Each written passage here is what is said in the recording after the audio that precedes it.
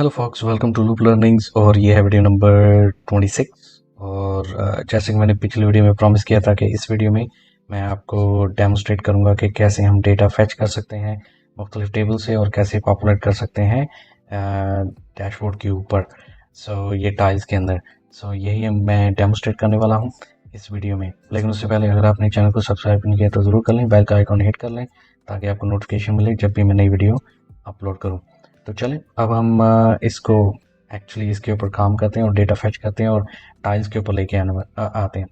हम क्या इस्तेमाल करने वाले हैं, VBA भी इस्तेमाल हो सकता है, लेकिन इस सिचुएशन में ज़्यादा हैंडी रहेगा डी लुकअप या डी काउंट, डी सम फंक्शंस। वो ज़्यादा हैंडी रहेंगे, मुझे बड़े अच्छे लगते हैं। आपने अगर डेट इस तरह की इंफॉर्मेशन कलेक्ट करनी है तो आप डी काउंट, डी सम के फंक्शंस का इस्तेमाल कर सकते हैं। वही मैं करने वाला हूँ। Let's go ahead and do that. Design भी मैं जाता हूँ। सबसे पहले अगर आपने इस वीडियो सीरीज़ को फॉलो किया और आपने ये डैशबोर्ड बनाया है, मैंने पहले इसमें लेबल्स लगाए थे। आपने लेबल्स को कन्वर्ट करना है टेक्स्ट बॉक्सेस में। और वो कैसे करना है, राइट क्लिक करें और लेबल के ऊपर और चेंज टू में जाएं और यहाँ पे आपको टेक्स्ट बॉक्स अपीयर होगा, उसके ऊपर क्लिक करें तो लेबल जो है वो टेक्स्ट बॉक्स में कन्वर्ट हो जाएगा। तो इस तरह आपने लेबल्स को कन्वर्ट करना है। ऑलराइट, अब हमने डेटा कैसे फैच करना है। जैसे फॉर एग्जांपल एक्टिव स्टूडेंट्स हैं, हम स्टूडेंट्स टेबल में जाएं तो हमारे पास, सॉरी ये सब्जेक्ट है, स्टूडेंट्स टेबल में जाएं तो हमारे पास स्टेटस में देखें कुछ स्टूडेंट्स एक्टिव हैं और कुछ स्टूडेंट्स न्यू हैं। हमने सिर्फ एक्टिव स्टूडेंट्स की इंफॉर्मेशन कलेक्ट करनी है। वो कैसे करनी है, हम डेटा टैब में जाएंगे, इसको सेलेक्ट करेंगे टेक्स्ट बॉक्स को और डेटा टैब में कंट्रोल सोर्स में जाएंगे और यहाँ पे आके हम कहेंगे डी काउंट। ठीक है, ये फंक्शन हम यूज़ करेंगे। एक्सप्रेशन क्या है कि वो क्या है, मैं किस फील्ड को काउंट करूँ। आप उसको दें स्टूडेंट ID, उस फील्ड का नाम है जिसको आपने काउंट करना है। डबल कोट डोमेन बोल रहा है कहाँ से मैं स्टूडेंट ID कहाँ मुझे मिलेगा, स्टूडेंट्स टेबल में मिलेगा या स्टूडेंट्स क्वेरी में मिलेगा, कहाँ मिलेगा। आप क्वेरी का भी रेफरेंस दे सकते हैं, आप टेबल का भी रेफरेंस दे सकते हैं एज ए डोमेन। बट मैं यहाँ पे स्टूडेंट्स टी यानी कि टेबल का इस्तेमाल करने वाला हूँ और उसकी इंफॉर्मेशन देने वाला हूँ। Double quote and comma. अब वो बोल रहे हैं कोई क्राइटेरिया है तुम्हारा कि जो मुझे सर्च करना चाहिए। तो बिल्कुल मैं स्टेटस, जैसे मैंने आपको बताया कि हमें सिर्फ एक्टिव स्टूडेंट्स की इंफॉर्मेशन चाहिए। हम क्राइटेरिया भी देंगे, double quote status equals single quote active single quote double quote close. ठीक है, फ्रंसी क्लोज। ये हमने कर लिया। अभी हम अगर इसको मैं टेबल में जाऊं, उसको टेस्ट करने से पहले क्या कहते हैं टेबल में कितने एक्टिव स्टूडेंट्स हैं। 4 एक्टिव स्टूडेंट्स हैं। अगर मैं मेन फॉर्म में जाऊं तो अगर तुम्हारे एक्सप्रेशन ये डी लुकअप डी काउंट हमारा फंक्शन ट्रू है, मतलब सही है, तो हमें 4 इधर शो होने चाहिए active students. Go to the form view and there you go, 4 student हमें एक्टिव नज़र आ रहे हैं। ठीक है, अब ये थोड़ा सा ना, ये जो टेक्स्ट है ये थोड़ा सा ऊपर है। मैं चाहता हूँ इसको थोड़ा सा सेंटर अलाइन कर लें। तो मैं सबको सेलेक्ट कर लेता हूँ और फॉर्मेट में जाते हैं और यहाँ पे आके टॉप मार्जिन हम कर देते हैं 0.3। Okay, active students 4। ग्रेट। इसको हम एक और काम कर लेते हैं। इसको डेटा टैब में जाते हैं, enable no locked yes, lock कर लेते हैं। स्टूडेंट्स का हमने कर दिया है। इसी तरह हम इसको रिपीट करेंगे दूसरे जो हमारी टाइल्स हैं, क्लासेस। अब क्लासेस हमारे पास टेबल तो है, ठीक है, अगर हम जाएं यहाँ पे क्लासेस का टेबल है, लेकिन सेक्शंस भी हैं हमारे पास। ठीक है, ये सेक्शंस हैं। आपने क्लासेस की इंफॉर्मेशन लेनी है, सेक्शंस की लेनी है, आपकी मर्जी है। मैं क्लासेस की इंफॉर्मेशन ले लेता हूँ और हम इसको रेफर करेंगे। हम दोबारा इधर आते हैं कंट्रोल सोर्स में, इक्वल्स टू डी काउंट। ठीक है, क्या काउंट करना मैंने एक्सप्रेशन क्या है, क्लास ID मैंने ये काउंट करना है, comma domain classes T double quote comma criteria क्या है। अगर वो बोल रहा है कोई क्राइटेरिया है तो इसमें हमें क्राइटेरिया देने की ज़रूरत नहीं है, तो हम पेरेंथेसिस को क्लोज कर देते हैं। सब्जेक्ट, इसी तरह हम सब्जेक्ट्स टेबल से सब्जेक्ट्स उठा लेंगे।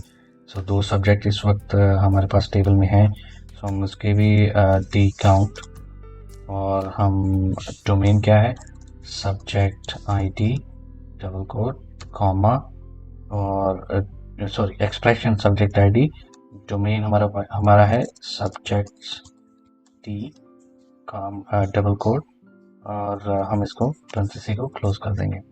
इसी तरह हम एक्टिव फैकल्टी एक्चुअली एम्प्लॉयज़ करना चाहिए, एक्टिव एम्प्लॉयज़ में फैकल्टी, इसमें एक्टिव एम्प्लॉयज़ कर लेते हैं फैकल्टी की जगह, सही है, ताकि हम पूरे एम्प्लॉयज़, पूरा स्टाफ जो है एक्टिव है उसकी इंफॉर्मेशन हमें मिल सके। सो वो हम कर लेते हैं वो। तो इसके लिए हमें एम्प्लॉयज़ टेबल को रेफ़र करना पड़ेगा, सो नो प्रॉब्लम। और यहाँ पे हम डी अकाउंट, ठीक है, और हम करेंगे एम्प आईडी, होपफुली यही है एक्सप्रेशन, और डोमेन क्या है एम्प्लॉयज़ टी। इसमें क्या हमने कोई क्राइटेरिया देना है? यस, हम कहेंगे status equals single code active, okay, single code double code parenthesis close. चलो अभी हम पहले देख लेते हैं। So go to the form view, और स्टूडेंट हमारे पास आ रहे हैं, क्लासेस हमारे पास आ रही हैं। क्लासेस कितनी है? 4 क्लासेस है, 1 2 3 4। सब्जेक्ट्स हमारे पास कितने हैं? 2 सब्जेक्ट्स हैं। एम्प्लॉयज़ 0 क्यों आ रहे हैं? Interesting, so let's see that.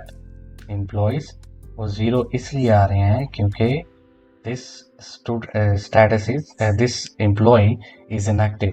सो हम इसको अगर एक्टिव करेंगे तो ऑफकोर्स इसको रिफ्रेश होना है, तो फिर ही इसको इंफॉर्मेशन दोबारा रिफ्रेश करेगा। सो फॉर्म व्यू, अभी आप देखना कि active employees still 0, so that mean कुछ गलती है हमारे इसमें।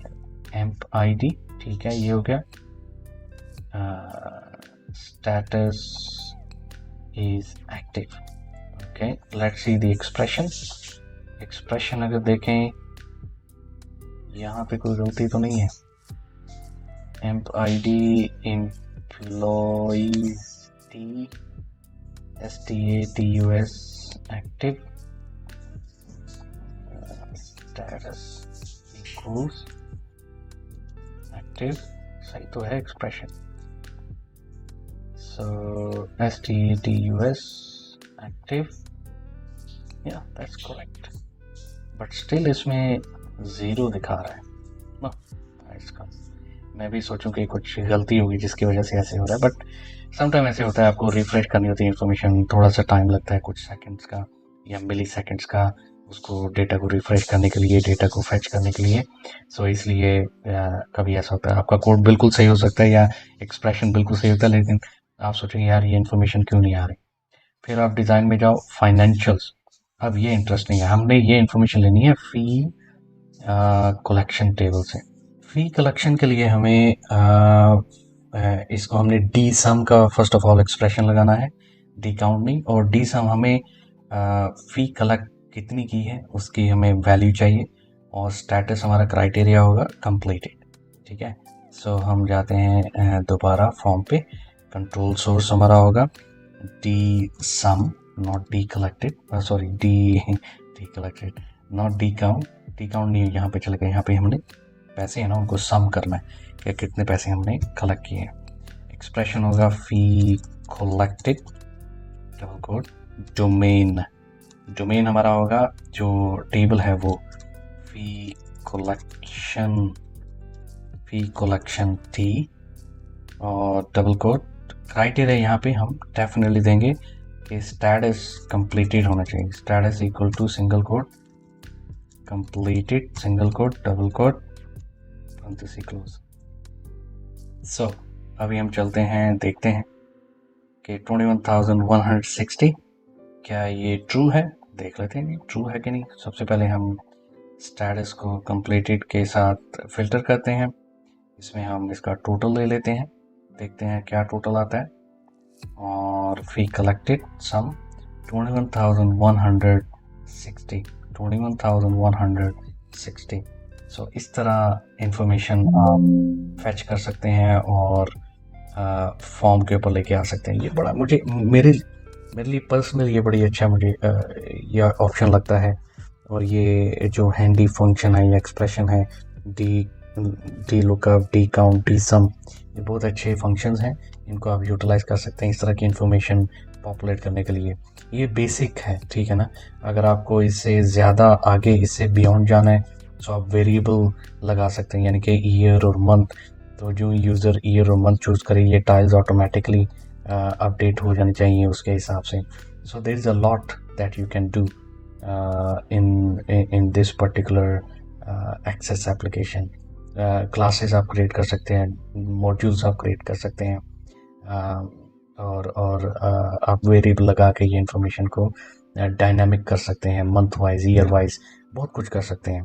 सो डेफिनेटली मैं ये सारी चीज़ें फ्यूचर में दिखाऊंगा, लेकिन जो मेंबर्स जिन्होंने चैनल को ज्वाइन किया है उनके लिए होगी ये वीडियोस, ठीक है ना। थोड़ा सा एडवांस हो जाएगा, थोड़ा सा ज़्यादा उसमें मेहनत चाहिए वो करने के लिए।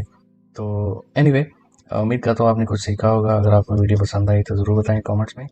चैनल को सब्सक्राइब करें, बेल का आइकन हिट करें ताकि आपको नोटिफिकेशन मिले जब भी मैं नई वीडियो अपलोड करूँ। थैंक यू और मिलते हैं अगली वीडियो में, तब तक बाय बाय।